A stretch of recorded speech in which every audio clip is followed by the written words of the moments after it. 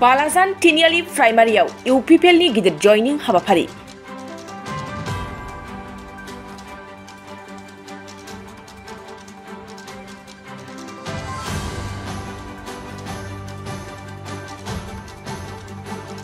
कक्राझार जिल्ला आसुनि बारग' गाहाय नेहाथारि सबिन शर्माजों लोगोसे सा 100निबो बारा गुबुन गुबुन हारि माहारिनि सुबुंफोरा दिनै 30 नं सानजा कक्राझार विधानसभा बियाबनि एमएलए लरेन्स इस्लारिनि नुजाथिनायाव इउपिपिएल दोलोआव जयेन जादों।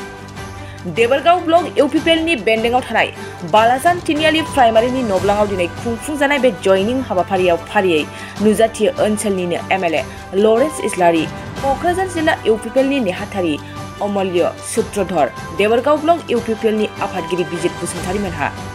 हाबाफारियाव बाहागो लानानै ओनसोलाव थाद'नाय गैयै जौगालु हाबा मावबाय थानायखौ मोजां मोननानै इउपिपिएल दोलोआव रायजो राजाफ्रा जयेन जादों होननानै बुंथियो एमएलए लरेन्स इस्लारिया। बेजों लोगोसेनो फैबाय थानाय बिसायख'थियाव इउपिपिएलआ देबरगाव बियाबा देरहासार जागोना रोखा होननानै मिथिबावो। प्रथम कथा इउपिपिएल दলৰ आदर्शৰ প্ৰতি আকৃষ্ট হৈ দলত যোগদান কৰিছো আৰু মই বিশ্বাস কৰোঁ সামাজিকভাৱে সচেতন ব্যক্তি, শিক্ষিত যুৱক, সমাজ সচেতক ব্যক্তিয়ে সমাজৰ হৈ কাম কৰিবলৈ হ'লে সমাজৰ হৈ কাম কৰাৰ উত্তম স্থানটোৱে হৈছে আপুনি পলিটিক্স কৰিব লাগিব।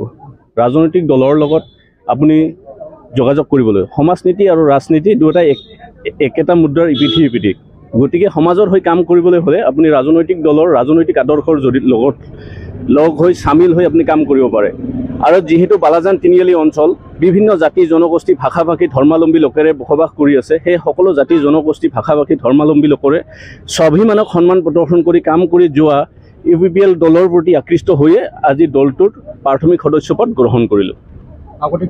আগতে মই all Assam student union Kokrajhar জিলা সমিতিৰ সাধাৰণ সম্পাদক হিচাপে কাৰ্যনিৰ্বাহ কৰি আছিলোঁ। তাৰপিছত মই যোৱা নৱেম্বৰ মাহত ছাত্ৰ সন্থাৰ নীতি 3 মাহৰ পিছত ৰাজনৈতিক দলত যোগদান কৰিলে কৰিব পাৰে, সেয়ে মই আজি এবছৰ পিছত মই আজি ৰাজনৈতিক দলত সাধাৰণ সদস্যপদ মই গ্ৰহণ কৰিলোঁ। पवन बसुमतारी, आङो सिगाङाव बिपिएफ दोलोआव थादोंमोन।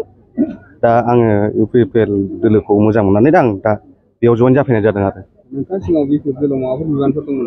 बिबाना बिदिनो आङो बिबानफोर मावाखै, माने पलिं एजेन्ट प्रेजेन्ट आं बिदिखौ मावदोंमोन आरो। सिगां बिदिनो 6-7 बोसोर मावबोनाय जादों पलिं एजेन्टआवनो।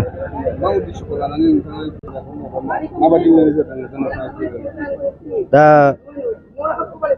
नोजोरा माने बेनो, माने दा जा एसे मोजां जिनिस नुबोगासिनो दं, एसे लामा सामा माबा माबि मोजां जाबोगासिनो दं, जायगा जायगा मोजां सोलिबोगासिनो दं आरो मानसिनि साननायफ्राबो एसे सोलायबोगासिनो दं।